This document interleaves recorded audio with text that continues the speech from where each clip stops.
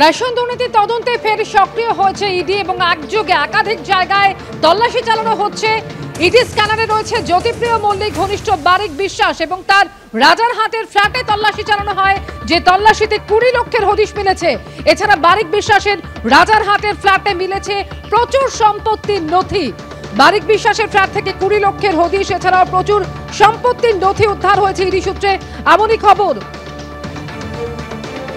Ration দুর্নীতি তদন্তে ফের সক্রিয় ইডি, একযোগে 10 জায়গায় তল্লাশি চালানো হচ্ছে। ভোর থেকে রাজারহাট, ভাঙড় থেকে শুরু করে বারাসাত, বসিরহাট এবং দেগঙ্গায় চলছে তল্লাশি।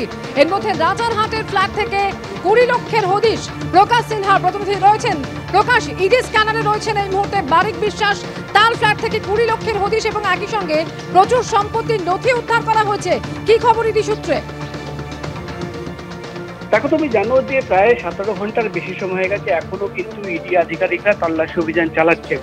এবং যেটা ইডি সূত্রের খবর, সকাল থেকেই তারা যখন তল্লাশি অভিযান শুরু করেন, প্রথমে কিন্তু প্রচুর ডকুমেন্ট, তারা নথি সেখান থেকে খুঁজে পান এবং সম্পত্তি সংক্রান্ত নথি। এখন যেটা খবর আমরা পাচ্ছি ইডি সূত্রের খবর, যে বারিক বিশ্বাসের রাজারহাটের যে ফ্ল্যাটে তদন্তকারীরা ভোর 5:30টার সময় প্রবেশ করেছিলেন, সেই ফ্ল্যাট থেকে 20 লক্ষ টাকা নগদ পাওয়া গেছে। 20 লক্ষ টাকা নগদ টাকা, ক্যাশ মানি। সেই 20 লক্ষ টাকা কেন সেখানে রাখা ছিল তার কোনো সদুত্তর পরিবারের সদস্যরা দিতে পারেননি। এবং তুমি জানো, প্রথম থেকেই যেটা ইডি তরফে দাবি করা হচ্ছে যে বারিক বিশ্বাসকে খুঁজে পাওয়া যাচ্ছে না। অর্থাৎ বারিক বিশ্বাস এই যে রাজারহাটের ফ্ল্যাটে নেই, দেগঙ্গার বাড়িতে নেই, তার দুটো মোবাইল ফোন সুইচ অফ, তাকে ফোনেও পাওয়া যাচ্ছে না।